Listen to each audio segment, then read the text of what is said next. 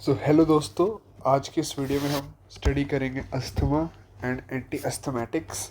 तो कुर्सी की पेटी बांध लो, लेट्स स्टार्ट इट। तो फर्स्ट ऑफ ऑल डिस्कस करते हैं अस्थमा के बारे में। बेसिक्स पढ़ेंगे क्योंकि हमें एंटी अस्थमेटिक्स पढ़नी है, तो उसके लिए हमें पता होना चाहिए व्हाट इज़ अस्थमा। तो उसके बारे में डिस्कस करते हैं कि अस्थमा क्या होता है। अस्थमा एक chronic inflammatory reversible air pathway disease है, मतलब जो कि रिवर्स हो सकता है अगर हम उसको सही से मेडिकेशन करें और उसकी ट्रीटमेंट लें अगर प्रॉपर वे में। ठीक है, तो ये ट्रीटेबल है। एंड इन विच क्या होता है, इसके अंदर एयर वे होता है, वो बिकम इन्फ्लेटेड होता है। लाइक इतनी जगह है एयर जाने के लिए, तो फिर हमारे पास इतनी बच जाती है, तो फिर उसकी वजह से जो है हमें सांस लेने के अंदर दिक्कत आती है। इन्फ्लेटेड नैरो एंड स्वेल, क्योंकि स्वेल हो जाएंगी ना ये वाली जो है, तो ये स्वेल हो गया अंदर का पाथवे, तो फिर एयर के लिए काफ़ी कम रास्ता बचेगा जाने के लिए। तो फिर ये एक तरह की डिफ़िकल्टी होगी हमें ब्रेथिंग में। और जो है प्रोड्यूस एक्स्ट्रा म्यूकस, ठीक है, मतलब एक्स्ट्रा म्यूकस कर देगी स्टार्ट जो एयर पाथवे की मसल्स हैं। तो वो म्यूकस भी एक्यूमुलेट होगा, वो भी एयर पाथवे को ब्लॉक करेगा। तो एक ही तरह का ये एलर्जिक रिस्पॉन्स है। Allergic response in the sense कि लाइक कोई भी एलर्जी के टाइम हमारी बॉडी जो रिस्पॉन्स शो करती है उसमें से म्यूकस सिक्रीशन एक तरह का रिस्पॉन्स है। ठीक है, तो इसके अंदर ये ज़्यादा होने लग जाता है, तो उसकी वजह से भी एयर पाथवे ब्लॉक होता है और सांस लेने में हमें दिक्कत आती है। तो क्या करते हैं, so anti asthmatics are the several chemicals और drug molecules that are use in the treatment of asthma and relieving its symptoms. ठीक है, तो बेसिक एटियोलॉजी पढ़ लेते हैं, इसकी कॉजेज़ पढ़ लेते हैं कि किन किन रीजंस की वजह से अस्थमा होता है। ठीक है, फर्स्ट जो इसका मेन रीज़न है वो है डस्ट पोल्यूशन।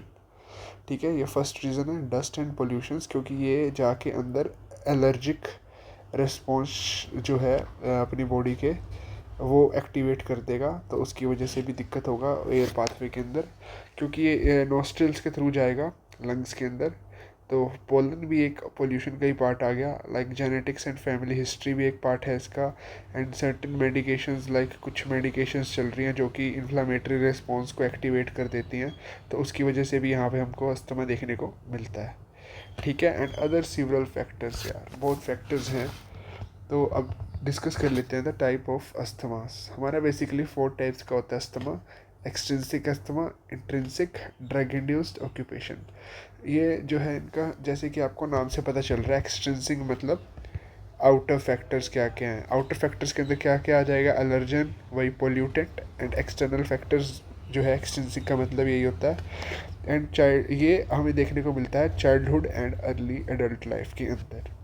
इंट्रिंसिक यानी कि इंटरनल। ओके, ये हमें इंटरनल फैक्टर्स की वजह से देखने को मिलेगा जो बॉडी के अंदर पहले से ही परफॉर्म हो रहे हैं, और एक नॉन एलर्जिक है और नॉन एटोपिक है। एंड ये सीवरल इन्फेक्शंस की वजह से देखने को मिलता है जो बॉडी के अंदर चल रहे हैं। और ड्रग इंड्यूस्ड हमने बात करी ही थी कि लाइक कोई भी हमारी ड्रग चल रही है तो वो एलर्जिक रिस्पॉन्स को एक्टिवेट कर रही है। ठीक है, लाइक वेरियस ड्रग्स मार्केट में अवेलेबल हैं जो कि ड्रग इंड्यूस अस्थमा को करवाती हैं। सबसे एक इम्पोर्टेंट एग्जांपल है नसाइड्स। ठीक है, जो सारे ही लेते हैं नसाइड्स वगैरह खांसी जुकाम के अंदर या बुखार के अंदर। एंड ऑक्यूपेशन के अंदर ये है कि लाइक जो सीमेंट वर्कर्स हैं या गैसेस के अंदर काम करते हैं, तो वो उनके पाथवे को ब्लॉक करती है और अस्थमा को कोज करती है।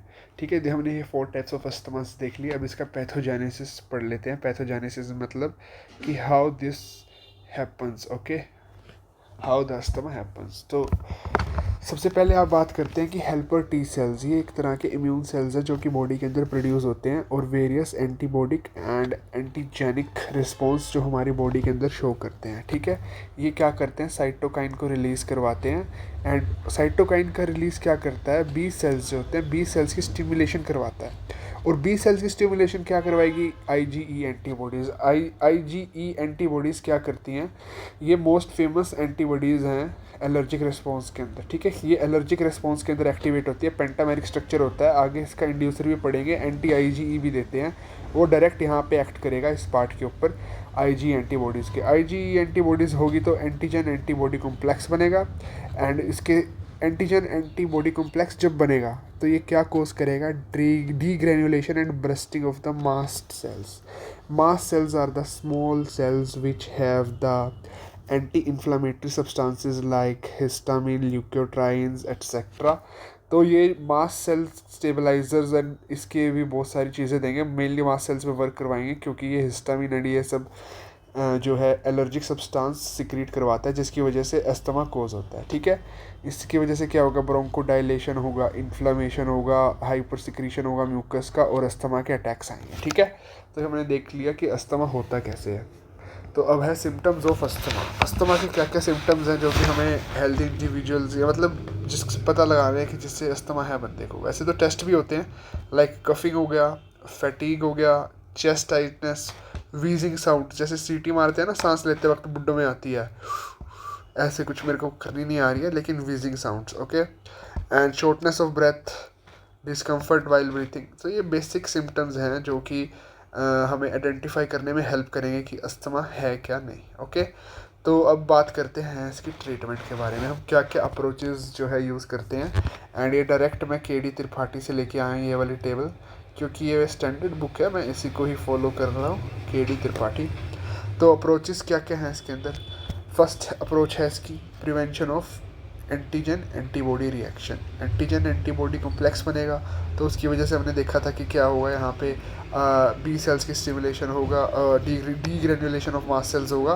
तो फर्स्ट लिए हम इस जो ये इनका रिएक्शन है ना, इसको रोकेंगे ताकि ये हमें आके डिफ़िकल्टी मत दे। ठीक है, एक्सटेंसिव अस्थमा और if antigen can be influenced. और जो हमने बात करी थी neutralisation of anti IgE body. ठीक है, ये एक रिएजेनिक एंटीबॉडी है, इसका ओमालिज्म आप देंगे, आप पढ़ेंगे आगे, क्लासिफिकेशन की भी लेके आया मैं पिक।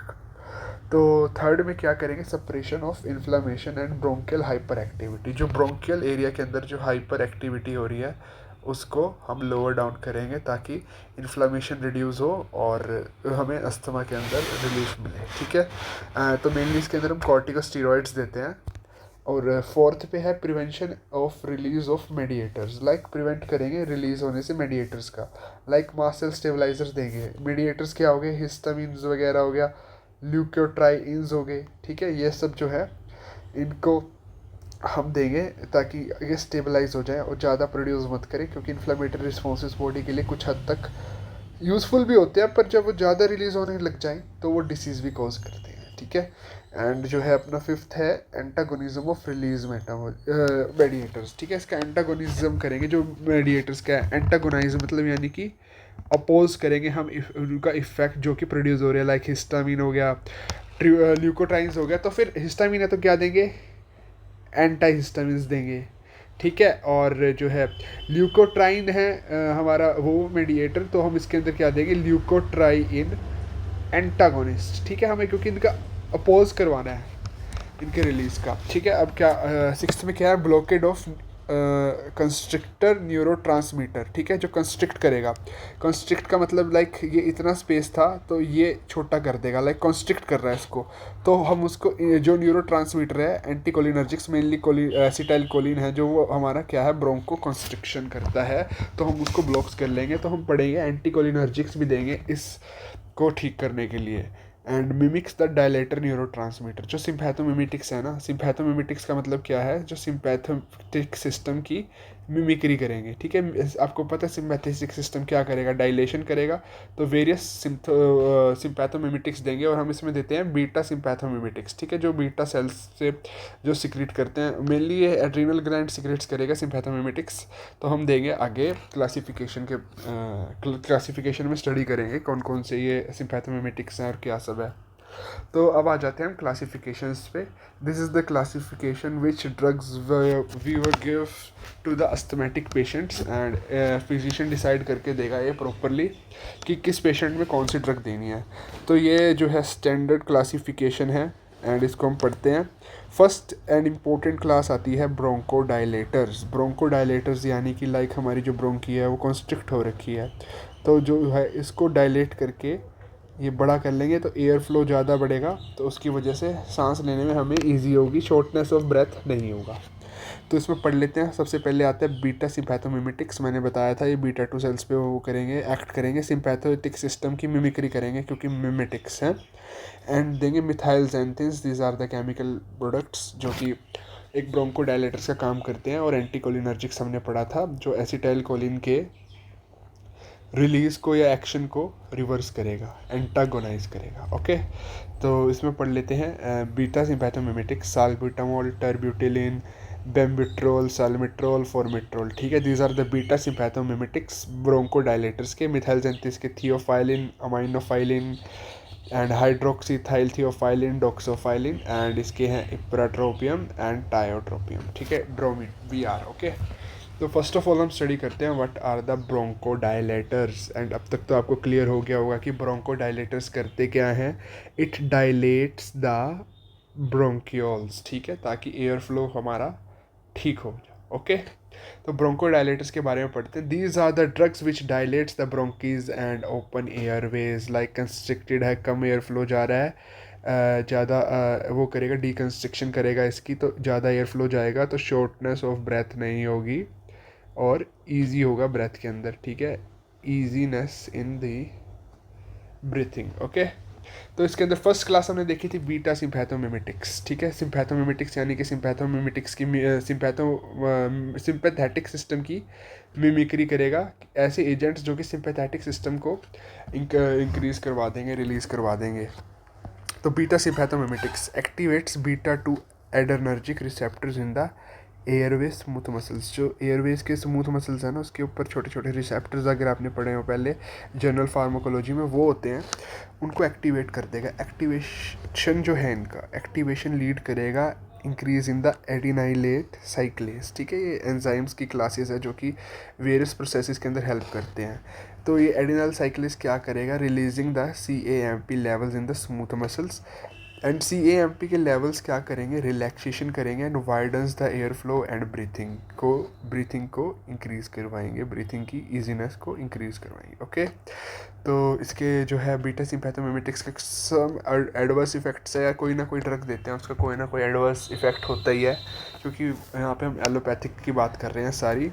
लाइक टैकीकार्डिया पता होगा, increase in the heart beat. Bradycardia अगर जनरल का फार्माकोलॉजी में आपने पढ़ा होगा, या उसमें CNS वाले जो है चैप्टर में पढ़ के आए होंगे। हेडेक, इंक्रीज BP, ऑब्वियस ही बात है, अगर टैकीकार्डिया होगा तो BP भी इंक्रीज होगा एंड ट्रेमर्स भी होंगे। ओके, एंड अगला जो है हमारा क्लास है, सब क्लास है ब्रोंकोडायलेटर्स की, दैट इज़ द मिथाइलजेंथिन्स। ओके, मिथाइलजेंथिस क्या करते हैं, ये सारे ना कोई पंप या एंजाइम से रिलेटेड हैं, क्योंकि एंजाइम्स प्रेजेंट होते हैं, मेनली एंजाइम्स ही हमारे हैं जो वो मतलब चीज़ें इंड्यूस करवाते हैं बॉडी के अंदर, मतलब बेसिक स्ट्रक्चरल ऑर्गेनाइजेशंस होते हैं हमारे एंजाइम्स। ठीक है, तो they inhibit the phosphodiesterase enzyme.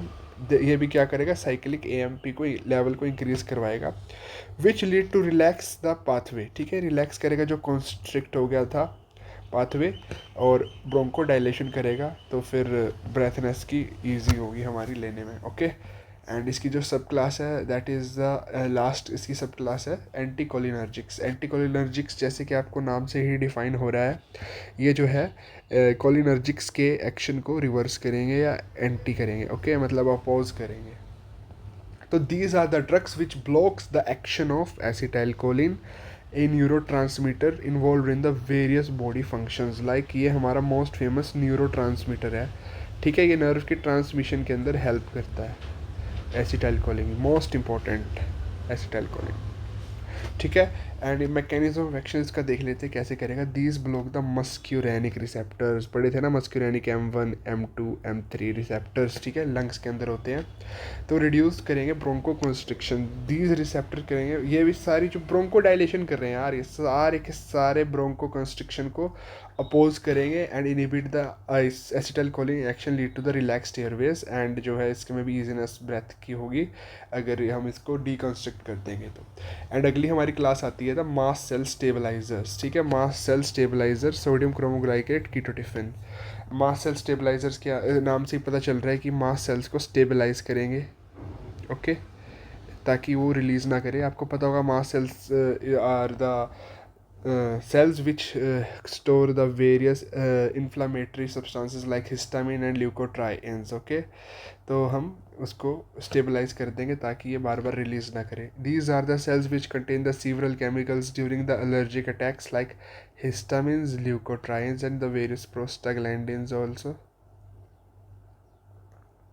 Okay, And so these mediators prevent the release of histamine and other inflammatory substance from the mast cells and reduce allergy, also useful in the allergic rhinitis. ठीक है, allergic rhinitis के अंदर भी helpful होते हैं and prevent the degranulation. ठीक है, like cell है ना, इसका डीग्रेन्यूलेशन होगा, लाइक इसके अंदर डीग्रेन्यूलेशन होकर ये रिलीज़ करेगा, तो इसका जो है इसके ऊपर कवरिंग बना लेता है ताकि ये हिस्टामिन बाहर रिलीज़ ना हो सके. ओके, तो ये हो गया हमारा एक दूसरी क्लास होगी. एंड हमारी नेक्स्ट क्लास है leukotriene inhibitors. Leukotriene inhibitors ipratropium होगा, ल्यूकोट्राइंस आर द मोंटेलुकास एंड ज़ाफिलुकास. इप्राट्रोपियम तो ये हमारे एंटीकोलिनर्जिक्स थे. ल्यूकोट्राइंस भी एक तरह का इन्फ्लामेटरी सब्सटेंस है जो कि हमारे एलर्जिक रिस्पॉन्स के अंदर सिक्रेट होता है और वो इन्फ्लामेटरी रिस्पॉन्स शो करता है. ओके, तो ये है antagonist here, Montelukast, Zafilikast, block the action of leukotrienes. They